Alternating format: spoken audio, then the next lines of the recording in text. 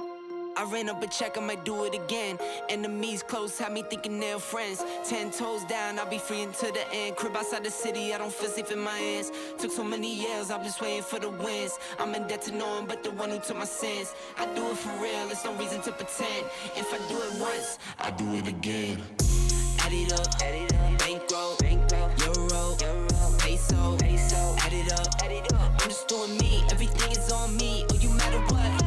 Add it up, bankroll, euro, peso, add it up. I'm just doing me, everything is on me, oh you matter what. Add it up. Told her if it's all me, everything is on me, gon' back it up. Matter what. Told you I'ma do me, why you hating on me, it's not adding up. I do roll like a Mack truck, country heart, I might cop a farm and go act up. Lot of scars, I was cold-hearted, now I'm backed up. Keep it real, I do this once a month, I don't rap much. I just take the money and go stack up. Only buying car till you get tatted up. All that other bull, it don't matter much. You only climb me, I put the ladders up. No fault, I done doubled up on the workload. I think I fell in love with the bankroll. Pray up, get money, then we lay low. Add it up, bankroll, euro, peso, add it up. I'm just doing me, everything is on me, oh you matter what. Add it up, bankroll, euro.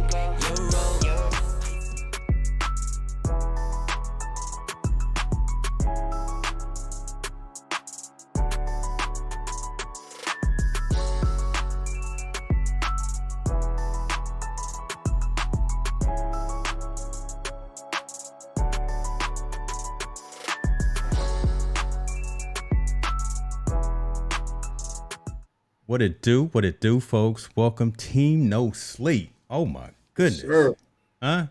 How you doing, what's brother? the word, man? I'm good, man. Always blessed, 10 toes down, hands in the air. Thanking God. I'm telling you, you need to put that on a t-shirt right there. I'm gonna buy 2 pair. I'm gonna buy an extra large and Thursday, what is it, September 23rd. Welcome everyone to Team No Sleep. We're gonna talk about the social impact of sport. We got some stories to get into this evening. That My hat's a little distracted. Let me turn it back. Hold on, who you rocking there? What school you rocking? I'm rocking mine. My SCNFL. Yeah. My hat, our All-Star hat, and we have the tribal stuff going on. So, little distracting, but I don't want that to distract the camera. So I'll turn it to the back. Don't be a Hide that distraction. haircut. Yeah, And now I'm thinking cap on, and we can rock. We can go with it now. So. Okay, sir. I see we got some folks filing in. I know y'all are probably tired of seeing me. I've been online all day, but I'm just here trying to provide content to the community, and we had to start Team No Sleep a little bit later tonight, but it's gonna be a good show irregardless. But let's go and get into it. Let's go and get focused. We got we've brought this gentleman up and had many conversations about Deion Sanders, about his impact and what he's doing out there at Jackson State. He's making noise, and he's making noise in a good way, right? Because folks are starting to look at HBCUs. Folks are starting to understand that he's got the team rallying around him. He's got momentum, so much so that the press is talking about, hey Deion, hey coach, won't you go ahead and leave Jackson State, and won't you come over to Florida, or won't you come over to USC? Oh my goodness, come over to USC. Hold on, let's pause and let's talk about that. Give us your thoughts on this whole phenom of what's going on with Deion Sanders right now, and what he's doing at Jackson State, and the fact that there's so much conversation right now about him moving into another head coaching opportunity against something like maybe Florida State, or even I can't even say it with a straight face, because even at USC, man. So talk to us a little bit about that. Yeah, I think Deion has done a great job at Jacksonville State and for HBCUs, period. He's done, look at it. We have, HBCU Wednesdays where they're showing a feature game on ESPN or ESPN2 on Wednesdays now. He's driving them to merge the conferences to be a super conference. So I think that would potentially lead to their own television deal. And for them to be a powerful conference in HBCUs. He's helping the ones that don't have enough money, like Alcorn State, making sure they got trainers over there, making sure his teams have uniforms over there. I mean, he's doing everything the right way to make sure HBCUs are viewed the same as regular or other Division I schools or other FBS schools. With that being said, let's be honest with this. It's the money train. Deion's the money train right now when it comes to college football. People want to play for him. People are attracted to him, to what he has to say. He is drawing a lot of attention to him as a coach. But we got to pump the brakes a little bit. I think, Deion's record is better than average, obviously, at Jackson State. He's doing a good job for Jackson State. But now when you talk about jumping into the Florida States and the USCs, I think he can do it, but that's a bigger stage. Yes. So the bigger the stage, the bigger ground for failure. So if he's not successful there's some things that can happen. Plus, I think Deion has a lot invested in Jackson State. He brought his son there to be the quarterback. He recruited. He basically took a lot of star athletes that were going to go to big schools to come to his school and play for him in order for him to make things go right. So I think he has a really good thing going on at Jackson State. I think as soon as he makes Jackson State a perennial powerhouse, then I think it's time for him. Yeah, obviously, it's time for him to step away and go. But until he's not there yet, he's just not there yet. He's gonna get there because he's attracting the right talent. He's getting a lot of kids there. Again, the part of not being on TV is obsolete now because Jackson State has, I think, 7 games on ESPN. Crazy. So he's doing it. He's doing it the right way, man. And it's very encouraging now to see someone like him really take that platform and really just, make it something that's incredible. And now HBCU is now a consideration for some of the top athletes now, where it used to be just an afterthought. Exactly.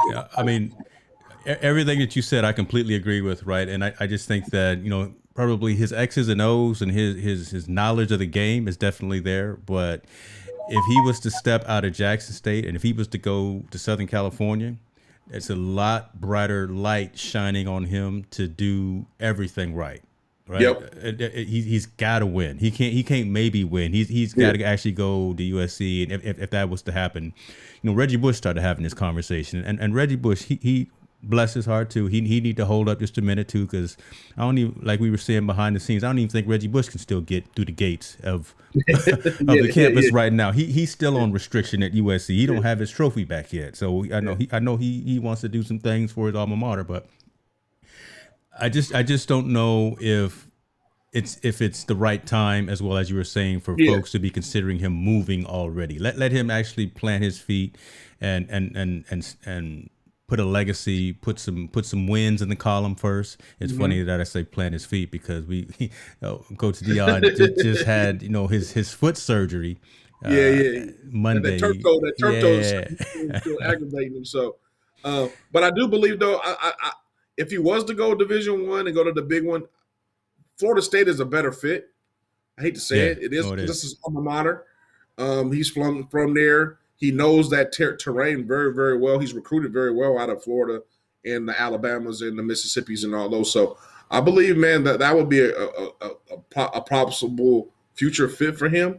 But I think right now, I think he's good at Jackson State, man. I think he's doing everything, and he has control. At Jackson State, he has some control. He goes to Florida State or USC. He doesn't have as much control as you think. Those ADs are going to really chime in and make sure things go. So I don't know. I think he's going to be okay at Jackson State. I think he'll stay another year or two. Yeah. I think he'll obviously wait for his son probably to graduate, unless there's an opportunity for him to take his son to where he goes, which it would be. He could transfer and go there and play wherever he goes. But I think the competition is going to be a lot higher. He won't walk in as a freshman and just start right away like he is at Jackson State.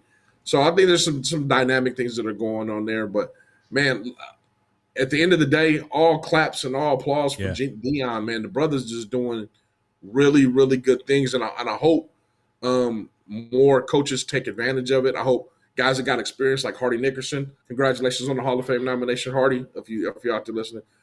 He had experience at Illinois. Hopefully he gets a chance to go coach. We talked about hopefully Terrell Owens gets the coaching bug and goes takes over Tennessee Chattanooga.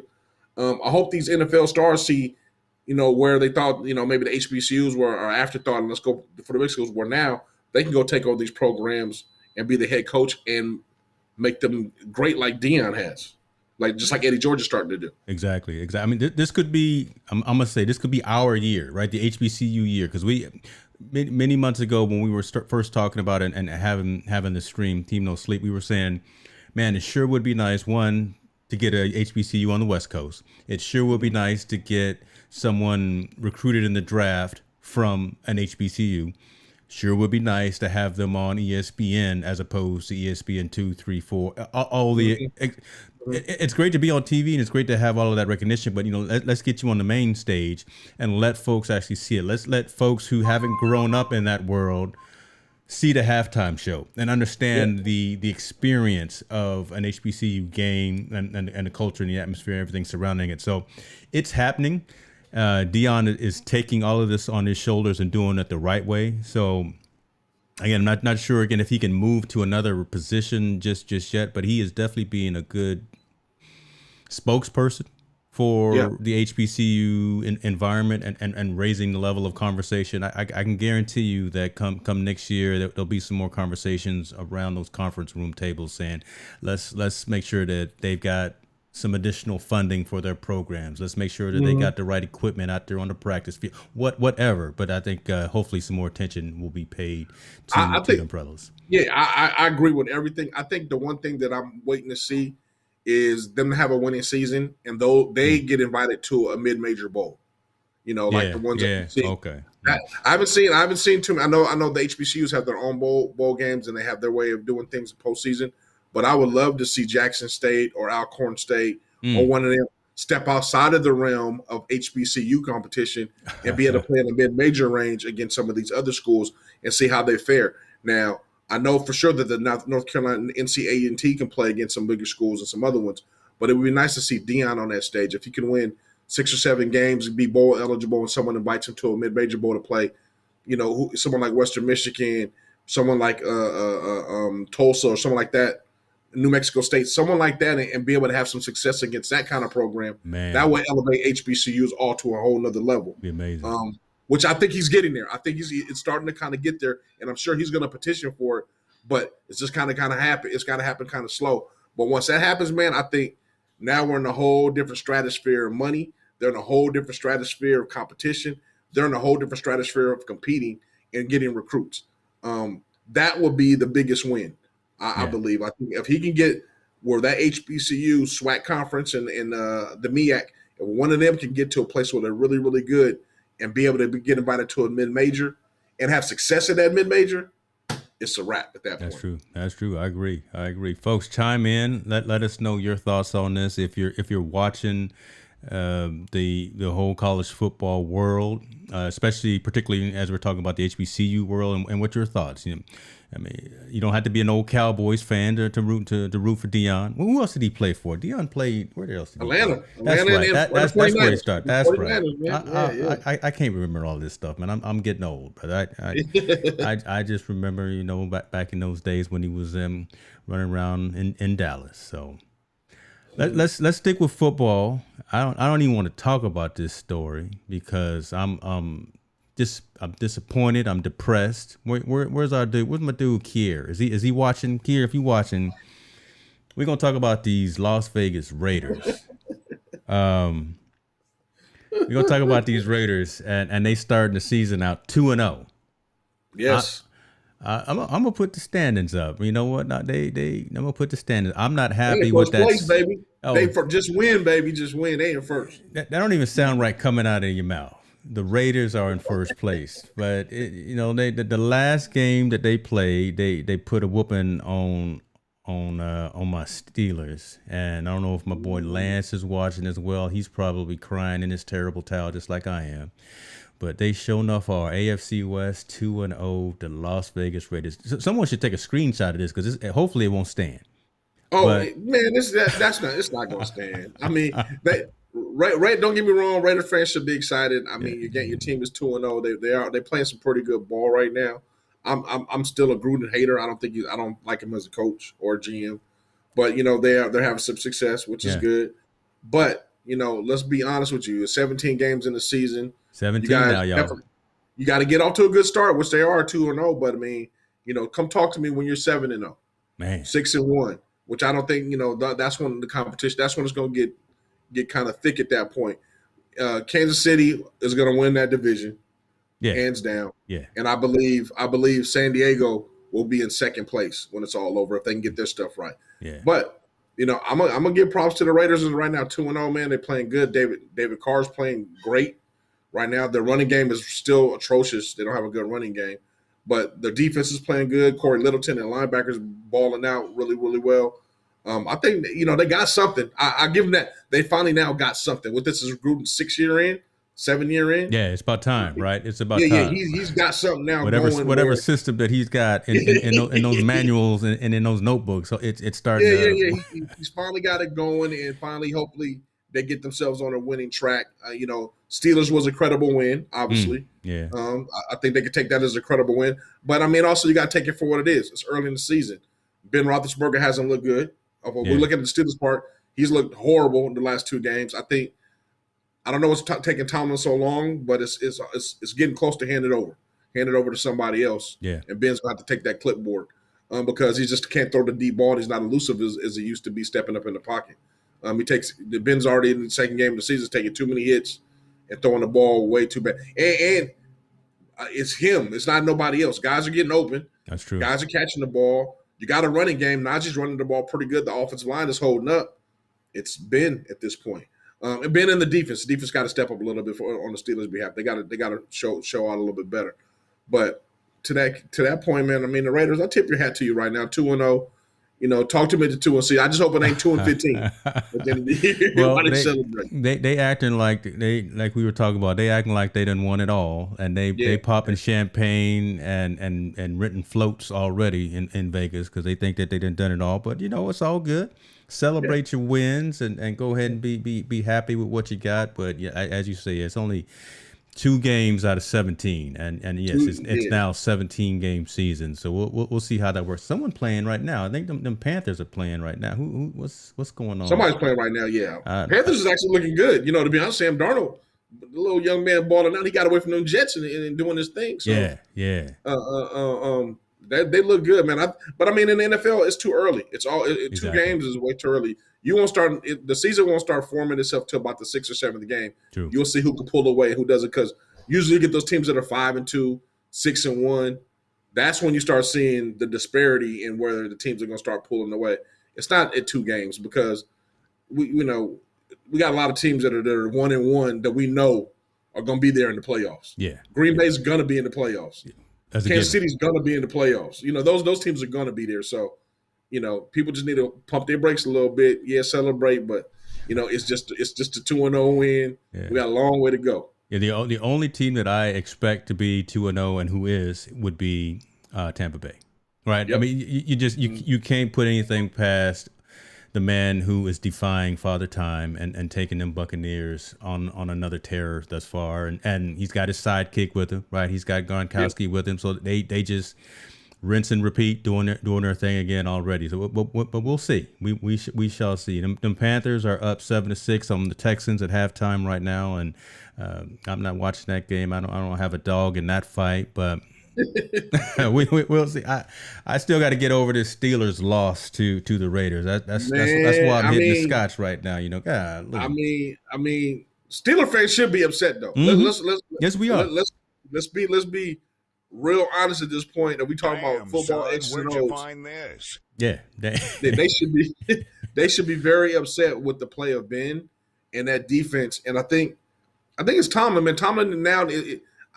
I know Ben's is such a staple in that organization. He's such a staple in the organization. Mm-hmm. But now it's time. It's getting time to move on. And it would be different if it was Ben from last year. Then he came in this year and he was doing a little bit better. It's the same exact Ben it was at the end of the year. He's throwing picks. He's not completing a lot of passes. He's not doing the things. Chase Poole, Juju and all those guys. He has weapons around that he should be able to complete the ball to when they're getting open. It's just that I think his release is a lot slower than it used to be. And Ben's holding the ball too long and standing in the pocket too long. And he's never been elusive, but at least he was big enough to shed those hits and everything. Now he's not. It's, Father Time's a little catching up to him. So I'm just waiting to see when Tomlin's going to pull that trigger. And I hope it's not too late. Yeah. So interesting. And this kind of feeds into our next football story, talking about quarterbacks who maybe can take that role. Maybe. I don't know. We can have that discussion. But our dude, Cam Newton, is standing in the EDD line right now without a job. You know, he is looking for a team, want to put on a jersey somewhere. He wants to put on that number 1, do a Superman. Could he go there? Could he go to Houston's playing? Could he go to Houston? Would he go to Indianapolis? Could he go somewhere? The man don't have a job. Look at my head. I hate to say it. And I'm a Cam fan, just like you are. Yeah. I thought he had a lot of game left, but you got to think the Dolphins were down to their third string quarterback. I believe that Texas is down to their second or third string quarterback. Yeah. And there were several other quarterbacks that got hurt this past week. Cam didn't even get an invite to none of those camps.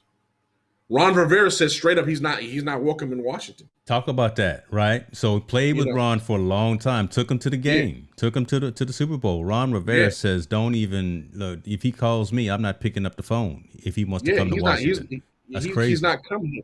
Yeah. So when the coach that you had the most success with puts it in the paper, the newspaper says he's not welcome here to come play. Man, I hate to say it, but I think Cam doesn't have a market anymore. Mm-hmm. And it's hard. That's hard to believe, but he's kind of the trendsetter of this day and age, dual quarterback, and he can't find a market. And the fact that he didn't really play that bad last year, he played okay. It wasn't great numbers, but it wasn't the worst in the NFL by far.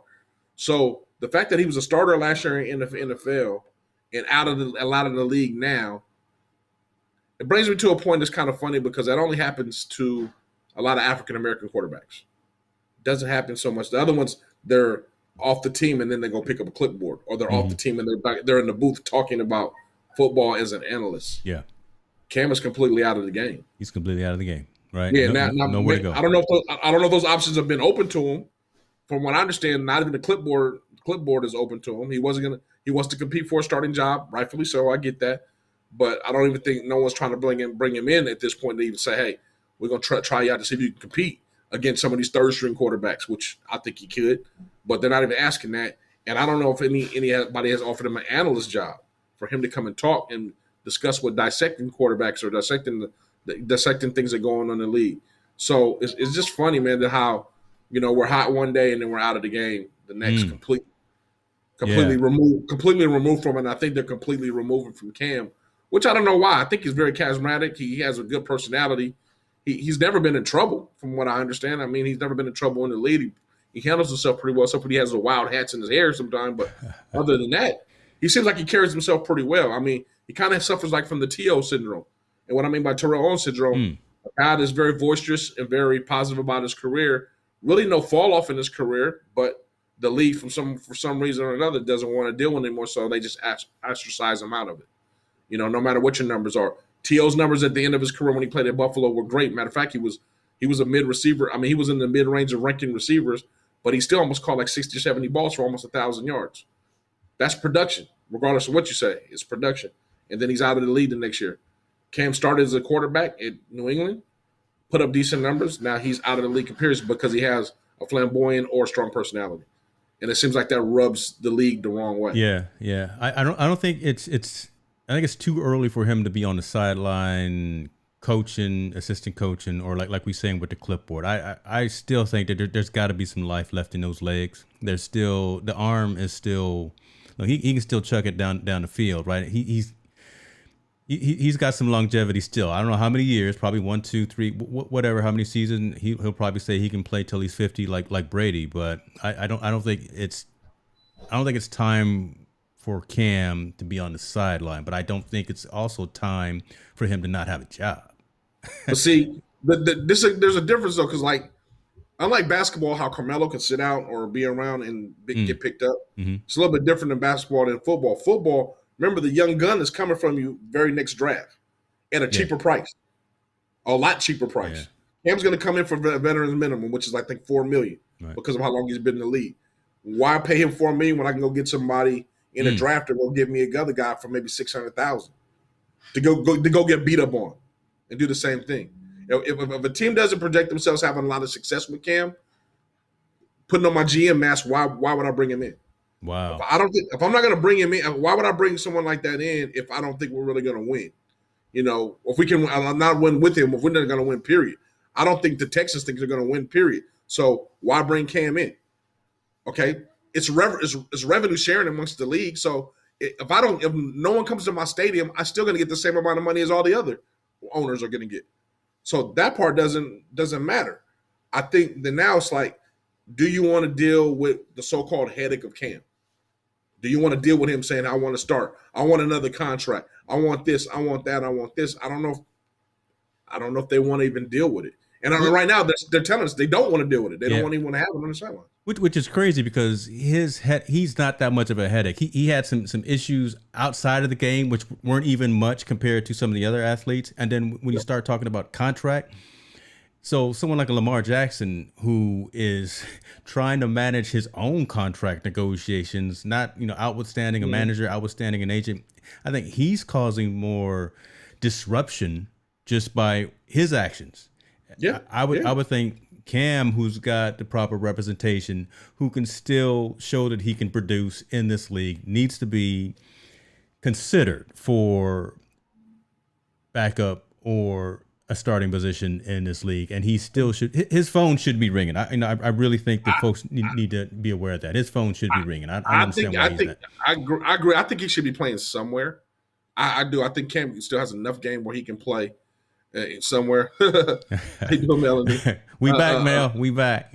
I just don't know. I really don't know where the market is for him, though. I mean, I thought for sure Miami was going to give him a call to bring him in. When Tua's broken ribs, the backup quarterback went down with a leg injury.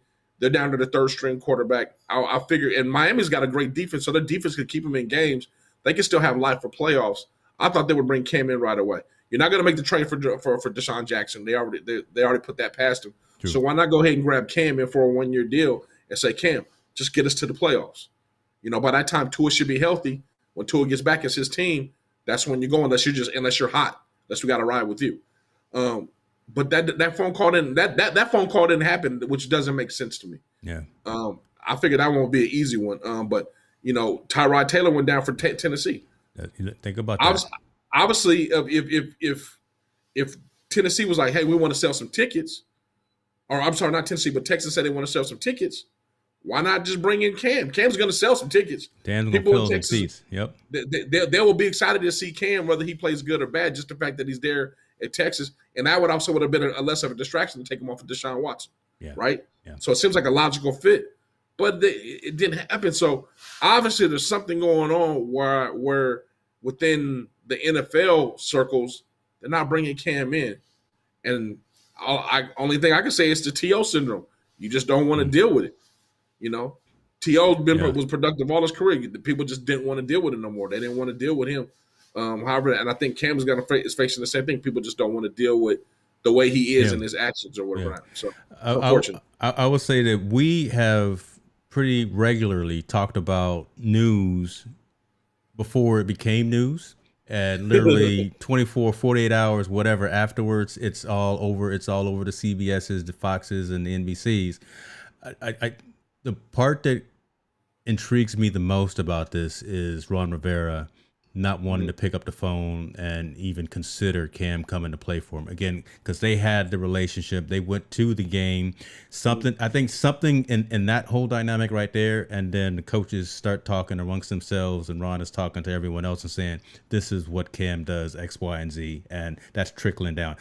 I almost can guarantee you that somewhere in that is a story why Cam is sitting at home right now with his feet up watching this game. I don't know. I guarantee you're 100% right. I think that was foul for Ron to put it in the newspaper. Yeah, he put. For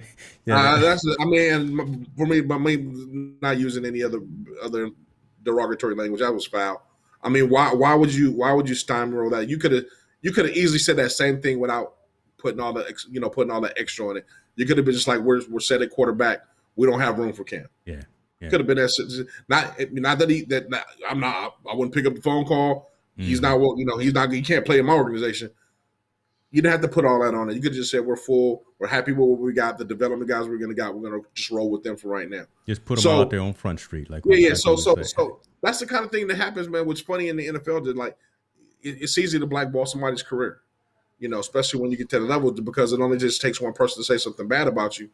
And if another person believes it, it just kind of just steamrolls throughout the whole league. And let's forget, that league is made up of 32 wealthy men that talk all the time. Yep.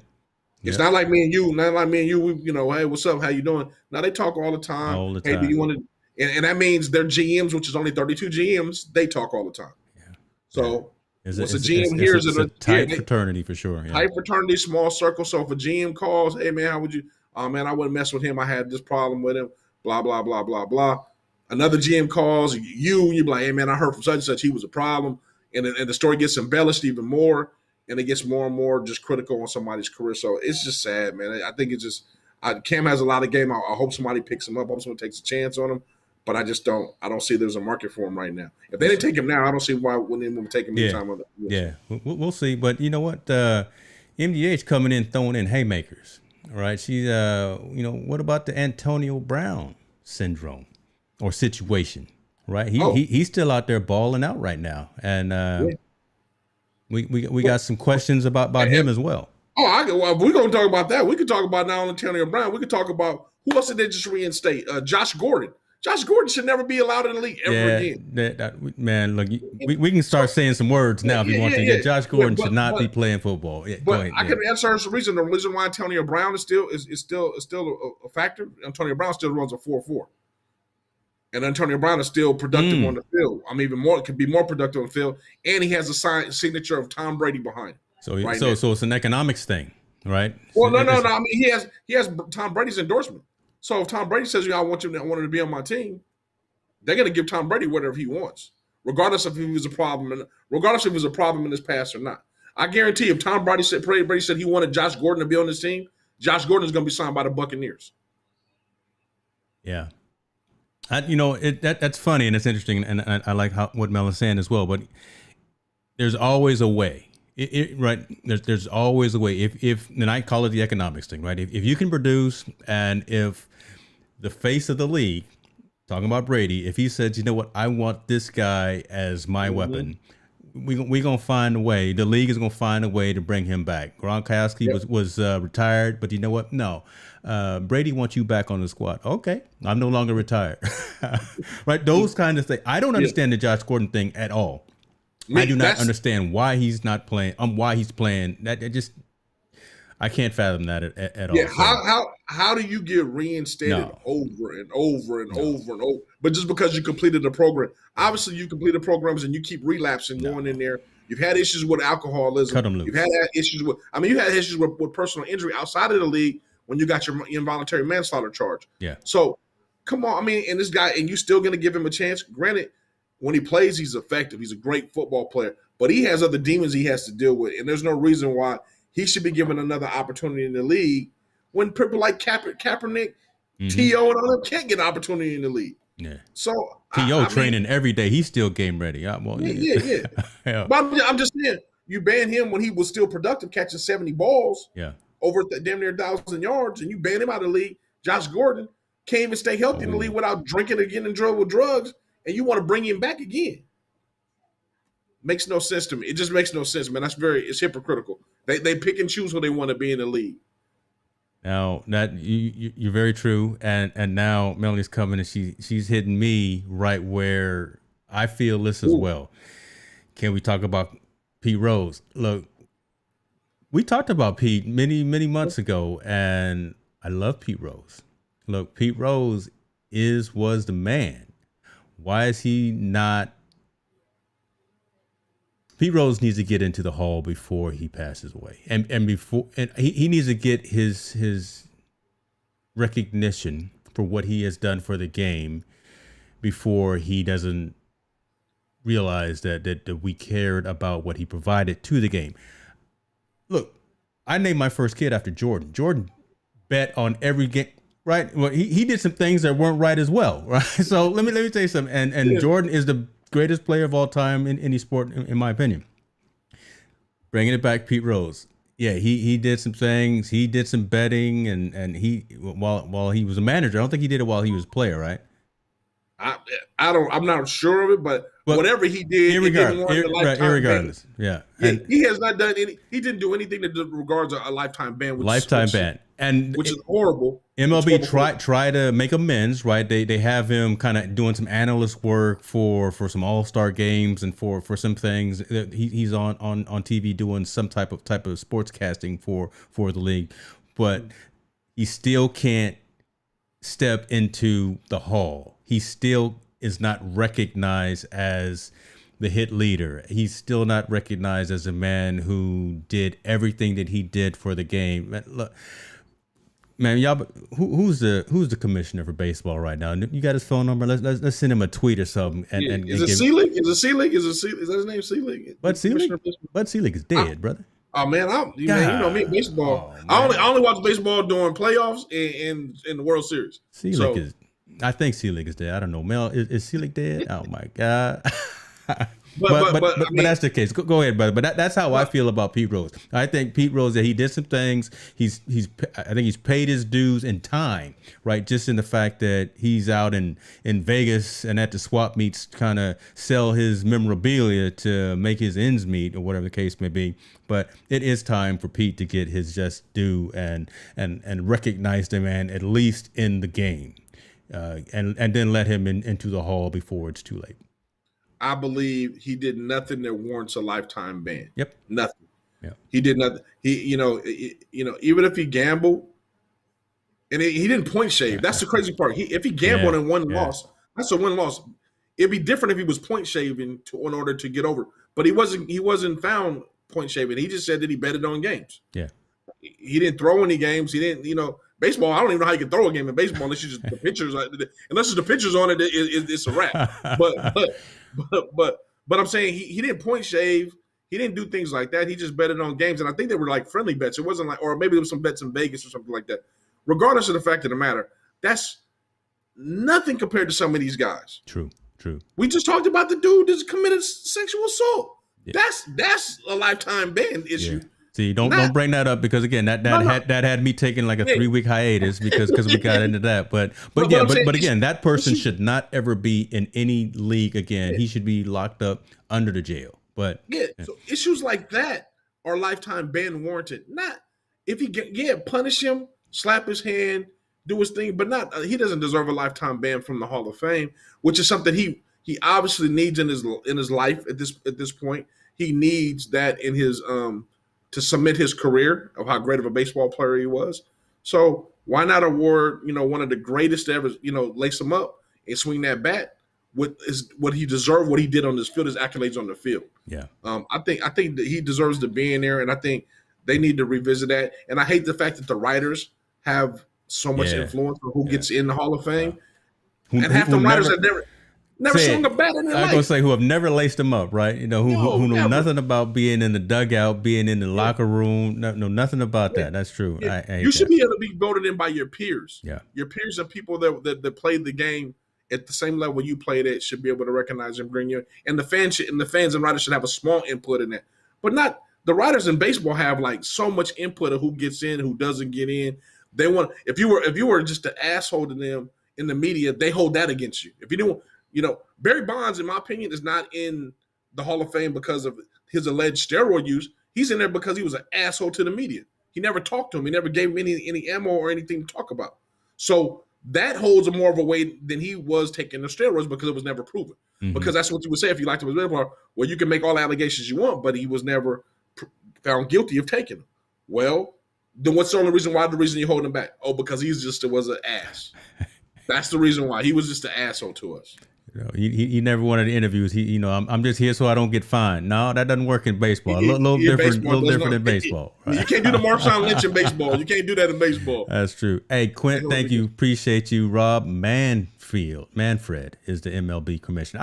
Okay. See, I'd have lost that in Jeopardy, boy. I'd have been gone. That'd be toe up right there. I'm gonna look and see. Is Bud still here? Hold on. Former baseball commissioner. Did we lose Bud? No, he's still around. Okay, 87 Man, years, yeah, 87 yeah. years old. Shouts out to Bud Selig. Don't put him in. Don't put him 6 I feet sure deep. Yeah, did. man, I Bud. sure did, but I put the man down already. Yeah, Golly, he just retired. yeah, Well, Bud. All right, Bud still kicking. he's still kicking. Maybe we ought to call him. You know, he's got some longevity. He got some. Let's go ahead and get focused, though, brother. Folks, we appreciate you for these conversations. Look, let me throw this up, right? You know, this is what we do, right? This is what we do here, Team No Sleep. Talking about the social impact of sport. We've talked a little bit about the HBCU situation and Coach Deion Sanders. Should he stay where he is in Jackson State? Should he go to USC? No, not yet. We talked about them Raiders beating my Steelers. I'm not happy about that. And obviously, as you're seeing, we're bringing it around talking about social impact and how these things relate to society as a whole, as we're starting to talk about some of these things about Cam Newton, Colin Kaepernick, and Josh Gordon anyways. But subscribe to the channel.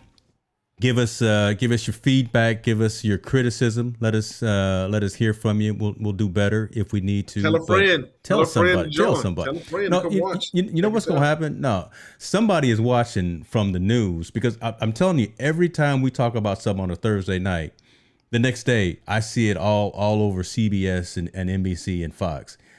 So somebody's watching, right? And they're getting it verbatim from the things that we're talking about. That's right. It's coming from Team No Sleep. But all right, we talked football. We talked what else did we talk? Let's get baseball. We talked a little baseball. We talked a lot of baseball. We talked more baseball than I thought we were, but that's good. Shouts out to you. Appreciate you, Mel, for that. Let's go. Let's get into some basketball. Yeah. I don't know what's going on in basketball, to be honest with you. I just know that Ben Simmons, is not wanted. He's kind not wanted. He's kind of like the Cam Newton. Hey, he told the He just don't want to shoot. I will not. Like, he said, "I will not suit up for the Sixers ever again." Yeah. Wow. I mean, that's what's up with that? I don't know. I don't know what his agent told him. I don't know who told him that he could dictate his future like that way. But I think he's definitely murky grounds when you say comments like that and you're trying to hold still. You're not Aaron Rodgers. You ain't got the Aaron Rodgers stamp on you. Yeah. But that's treading some crazy dangerous waters for his career. Obviously he's a talented basketball player, but talking about you're not going to go back and from what I understand, just kind of following it a little bit, he's bought a house in the Los Angeles area, and he's not been to Philly since after the playoffs. He hasn't went back there. He hasn't did anything. He said he will not report to camp. He will not go there. He will not participate. He won't play on the team anymore. Basically trade me. And Philly's like, we're not trading you because we're not getting what we want. Yeah. And so what is he doesn't have enough clout, right, to make the kind of statements that he's making. And he's really just got to buck up and get out there, get in the gym, work on his craft and get better and stop being afraid to shoot. But it's interesting. Cleveland has said, you know what? They may be willing to do something. Yeah. But the Warriors owner. The Warriors owner was just fined $50,000 for saying we want nothing to do with Benjamin Simmons. I don't know if that's his whole name. It's nothing to do with Benjamin Simmons if it comes to having to trade Draymond. We're not trading Draymond for Ben Simmons. That's kind of what I understand the conversation. At least that was from Stephen A. Smith when he said the contents of the conversation was. Yeah, well, so, I'm instigating. Yeah, yeah. I'm just saying Golden State don't want to have nothing to do with Ben Simmons. Don't even come to Oakland, right? You know what's crazy though, man? What's funny about this whole thing? Because I was comparing it to kind of Harden's situation. Remember Harden last year? Yeah. James Harden was like, "Yo, I'm done. I don't want to play here no more. Get me out of here." Mm-hmm. And Houston accommodated him and got him out of there. But Harden's got the clout. He can. That's what I'm saying. Ben is not at that level where you could just be like, "Yo, I'm done. Get me out of here. I don't want to play no more. I don't want to play for you no more." And just get what you can for me and get me out of here. Well, if I'm Philadelphia, I'm like, "Well, give me some of that money back." Well, I don't mind getting rid of you, but you're gonna give me some of that money back. Yeah. If that's the case, if he wants to take whatever we want and let's get you out of here, then you got to give a big chunk of your contract back, which we know he's not. That's not how the business works. Mm-hmm. I think he's getting some very. I mean, it's good. I don't know if the advice is good or bad, but it's definitely treading a dangerous water where I don't think he wants to be in. I think that you're playing a game with millionaires that I don't know if you're equipped to play with. The holdout money game, you're not going to win that. Wow. They're always going to win because they got all the money and they got all the contacts around the league to talk about. Now, your talent is very, very good, but there'll be another Ben Simmons in the next 3 or 4 years. That's just the way it is. That's true. He's not stand out enough. That's true. Yeah. He's got to play this the right way. And if there's a trade out there for him, I wish him the best if he can get to a place where he wants to be. But if Philly doesn't want to trade you, I don't think the right thing is for him to say, you know what, I'm never going back to Philly and I'm going to sit out. Now you just made it so much worse for you if you do have to show face and go back. The fans are going to hate you. Hey, Philly fans, look, they'll throw batteries at you. Yeah. they already don't like him as they was burning his jersey after the playoff game. Yeah. You think they're gonna like you now? Talking about you never want to play for him again. It's gonna be a really hostile situation for him if he goes back, if he has to go back. So hopefully there's somebody out there that wants him because I think he's a talented young man. Hopefully somebody out there wants him and he can go play somewhere else. But as of right now, it's a stronghold, and I just the way he's handling it, I wouldn't advise it to anyone. If anything, you should just keep your mouth shut and just not show up to camp and kind of just make the story kind of go that way. But for you to make your demands publicly like that, you're now putting that organization in a position to be like, you know what, we're gonna show you who's the big boss now. Wow, it's not looking good. So I mean, I think you're right. He's putting himself in a very awkward position. Hopefully, he's got some veterans of the league around him to talk to him and tell him, you know. I'll use the statement that you use, you know, pump your brakes a little bit and retract something. You know, I mean, save face, do whatever you got to do. Yeah. But look, man, you still got years in this league. You just need to get back in the gym, keep working on your craft. But it's too early for you to. You don't have any rings yet. You can't be saying where I won't and will be playing. This the part that bugs me about the whole thing. Like, what happened to working hard? Like, if somebody criticizes you and tells you don't do something good. Okay, and that's my craft and that's my livelihood. Yeah. Why would I say I'm gonna promise I'm gonna get better? Why didn't you just tell the Philly fans, you know what? I promise you next year I'm gonna do better. I'm gonna get in the gym. I'm gonna shoot better. Yeah. I'm gonna get in there. I'm gonna work on my free throws better. I promise you, the silly Philly, I'm gonna do better. I'm gonna make sure you're the player that I like. Instead of the retreat move, saying, you know what, I don't want to be here no more. You know, get me out of here. I'd rather just go somewhere else. Yeah. That to me, man, that I hate to say it, but that's kind of indicative of the generation. And I don't care if people don't like me or not. Oh, wow. That's an interesting point. It's a generational thing because they don't take criticism well. And the last I learned, criticism is nothing but instructions to get you better. Oof. That's all it is. Mm-hmm. Criticism is nothing but instructions to get you better. Yes, no sir. one criticizes you to do something worse. They're criticizing you to do something better. So if someone says, Montel, you know what? You don't do this well. I may not like the way they said it, but the fact of the matter, I don't do it well. I need to work on it, getting it better. Exactly. Criticisms and feedback is nothing but instructions to get you better. And I don't know why this generation kind of runs away from that, or tucks their tail and want to hide behind something like that. So, and I'll say generational because it's just not him. There's other athletes that are in the same situation, and I know younger athletes that feel the same way. You yell at them or you tell them something, they get mad, they get upset, they pout. Instead of saying, you know what, I'm a man up, I'm gonna own it. I'm gonna work my butt off to get better at it. You know, I think that's the right way to do it. And in the long run, with maturity, that's the way you start to view things. I believe. Exactly. But I mean, I can't call it on this one, man. I don't know why he's so hell bent in leaving instead of, like you said, you know, swallow your pride. You know, take that one on the chin like a man and say, you know what, I didn't play as well as I could play. You know, I do need – have some accountability. I do need to do better in order for us to win. Yeah. I need to be able to take those shots and make jumpers. I promise this whole summer I'm going to work on it. In Philly, I'm going to be Philadelphia and the coaching staffs and my teammates, I'm going to be a better player. It's that simple, man. I don't know why is that so hard to do instead of doing this thing right now where you're all over the news about you don't want to play with them no more and you running and you buying a house in L.A. and you just done with it. That seems like just such a coward way to go out. I think it's a vulnerability thing, I think, but I think you're right. I think it's I don't know if it's not an age thing, but I think it's a generational thing. Again, I think it's folks think that they're entitled to something for whatever reason. Your God-given talents will only get you so far. They'll get you a long way, but you still got to work on your craft, and you got to work on the science, and you got to know, you got to become a student of what you're trying to be excel at. Right? You can't just rest on it. So we'll see. If he comes out and balls out next year, then good for him. If he does it in a Philly jersey, good for him. Duck your head, because they may throw batteries. I got a question for you though. If you was a coach and you just saw what he just did, would you want to deal with that?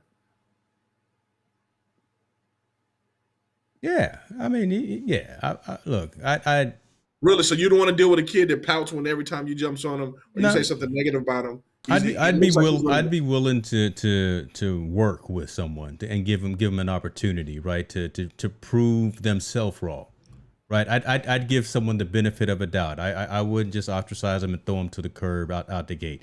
Now, if I did that, brought you in, worked with you, and you were still crying and moaning and groaning, then you go. Right. I mean, but yeah, I'd be willing to give some.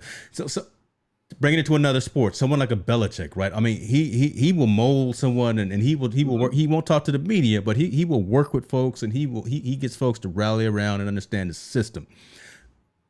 Basketball, talking about old school coaches, talking about a Pat Riley, talking about Popovich, right? Popovich will take the roughest piece of coal out there and mold that person into a diamond, and next thing you know, they're winning championships back to back. So yeah, I'd give someone an opportunity 1 or 2 times, but after that, if you still want to be hard-headed, well then you sitting on the sidelines with Cam Newton.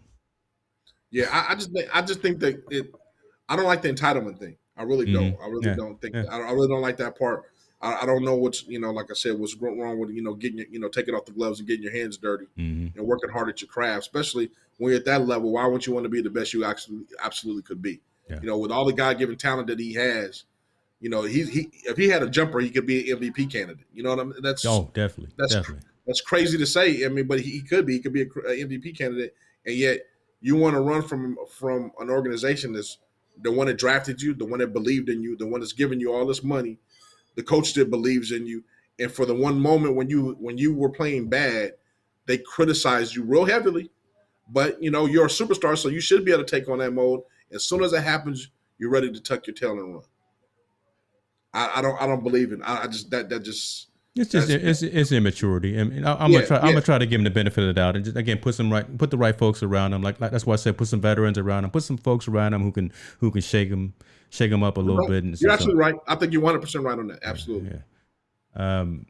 Another sport. I know you don't like to talk about what is it, UFC, MMA. I don't even know what the proper classification is, but this is funny right here. Well, it's funny and it's sad. I sent it to you. I think we're talking about the same thing. I sent it over to you. I don't know what to think it is, man. I mean, go ahead. I watched the video like 4 or 5 times. I was telling you, right? So these brothers, Canelo and Caleb Plant, supposed to fight in November. But you know how they do before these boxing matches and before all of these sessions, they get each other together, photo session, put the dukes up. Let's look like we tough, because we are tough. Let's do that. But sure enough, what had happened was, oh my God, he pushed a man like that, and next thing you know, they get to scrapping and they swinging hard. They putting them bows up right there. This turned into now, who is it? Canelo's got a cut over his eye. One of them's got a cut over his eye. Plant has a cut over his eye. So now they're talking about either canceling the fight or postponing it out of the way. And you know who I feel sorry for out of all this? Plant. Yeah. Plant's the one that's losing out on millions. Carnelo's rich. Yeah. Carnelo's camp is rich. Plant and his camp are the ones where this is going to be their big payday, as far as he's concerned. And now over this, overzealous promotion thing, you just lost out on, or you either lost or you delayed out on millions of dollars, because this was going to happen. If the fight's delayed too long, Carnelo's going to have to fight somebody else. Yeah. which gives you a possibility that he can lose. And if he loses, not saying he will, but if he loses, then Plant's automatically way out of the game now. Yeah. He don't get a shot. So, boxing, you got to take your opportunities when you get them. It's unfortunately that this situation happened. Now, Plant's talking about he's going to have to postpone it. Me would have cut off my eye and I'm about to get paid. I'm like, I'm going. It no matter what's going on. Put me in the ring. No matter. I'm gonna get these checks. But man, because now they're messing with the money because they wanted to have a little Instagram moment where you can see us scuffling up a little bit, and now talking about postponing and like you say, maybe even canceling. It's just unfortunate. I don't even like the fact that they do these press conferences where they square up in front of each other. I know you got to get the photo op and things like that, but some of these dudes are straight warriors and they're not playing. Some of the guys are playing. Some of the folks, but some of these folks are serious out here in these streets. And when you put them too close together, no matter if they're wearing suits or not, it's gonna turn into what we just saw there. They're gonna start throwing blows. But that's what the fans want to see. A boxing enthusiast or somebody who really wants to be hyped about the fight. They want to say, oh, this is going to be the one. I want to see this fight. And you got to draw, I think, to boxing's credibility, MMA's credibility, they've always been able to draw fans in when kind of some of these things happen, off the screen scuffle or a bickering argument or something. It's always been successful. We're talking about it. But when things happen like this, the only person to feel sorry for is Plant. Because he and his camp is the only one that's not going to make no money off of it. Yeah. Canelo, like I said, Canelo is set. He's fine. He's not worried about it. This is another notch in his belt. But Plant is the one that's about to get paid. His whole life was about to change at this moment, and now it's in jeopardy over something like this. And it's unfortunate. I hope he gets it together. I hope he's able to fight. But, man, it's sad. I laugh about it because of, the scuffle and everything. I kind of understand the propaganda behind it, but man, that just wasn't a good look. Yeah. Oh, and while we're talking about boxing, man, shout out to Manny Pacquiao about to become going for the president of the Philippines, man. Pacquiao doing his thing. Yeah, Pacquiao's been doing his things in the political realm, man. Yeah. That's a social impact that people don't talk about. With him, there and his realms with the United States and the success in there and his success over there taking over the Philippines. I know they had a lot of struggles with the current presidents that they had. That he could probably bring a lot of change to the islands and the community that we don't even, that we don't even talk about. We really don't have, introspect to. But shout out to him, man. I hope he makes a big change over the big splash. Definitely, good point. Yeah. Pacquiao he's always been doing, and he doesn't do it for the news. He doesn't do it for the press, right? He just go out there and take food to the community. He'll just go out there, run for political office and win. and make positive change. Now he's running for the highest office on in his spot, and if I was there, I'd vote for him. I think he stands for some good things when he speaks. And the thing is, I think he has a great introspective. He came from the poor part of Philippines, thrust himself into boxing, became famous and rich, and now he knows how to move in both circles. So he knows what it is to have, not to have, and what it is to have. So I think he can give a great perspective to that whole country on maybe some different things. And it seems like he's a very personal person. He's approachable. Most of those people the presidents are very standoffish, general-like type, doesn't want to be, very militant-based, not a part of the people. Kind of, it has a really classism issue when it comes to those things. I think for him, he'll narrow that gap. It won't be much classism because he knows what it feels like to be in that situation. So hopefully he can bring a whole political realm to the island, man, and change the trajectory from the poverty-stricken people to have a little something and maybe bring some industries over there. Yeah, it is. And maybe he can come over and talk to Canelo and Plant and tell him to stop acting a fool at the press conference so we can actually have this pay-per-view and actually watch this in November. Yeah, make that little extra paper on the side, you know what I mean? So yeah, but I did hear one thing that he's really going to encourage bringing things like events like fights and stuff to the Philippines, which he knows that market pretty well, I'm sure. Yeah. Bringing those to the Philippines to draw more and more, income and revenue stream to the island because it's a beautiful island.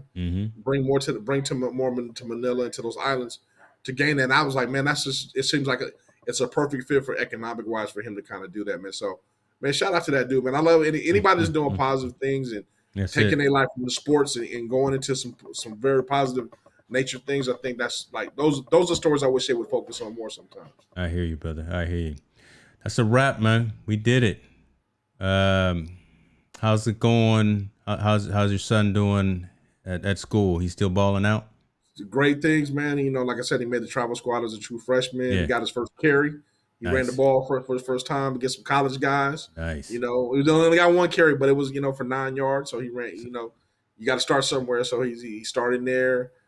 Just very proud of him, man. And then, my other son coaching, man. Hopefully Yeah. they get their first win. He's having, they're dealing with a lot of injuries at Lehigh, COVID, and, just a different dynamic of things going on in the East Coast over there in Bethlehem and Philadelphia. Yeah. So he's dealing with that, but hopefully he's coaching his butt off, man. The team only gave up, I think, less than 100 yards rushing, so his D-line is doing really, really well. Okay. So he's coaching his butt off, man. So, man, we just, my football family is blessed, man. My daughters are doing great. Wife's doing great. Everybody doing good, man. So, I just love the opportunity to talk about, that little introspective sports, like you said, with us, with Team No Sleep. Yeah. Talk about that impact and how it affects us.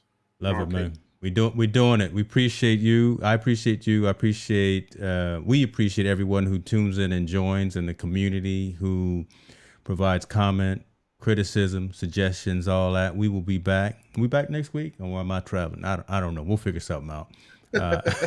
We will come up with something for sure. But man, I appreciate you guys. Y'all be good. Take care of yourself, and we'll see you next time. Team No Sleep. We out. Absolutely.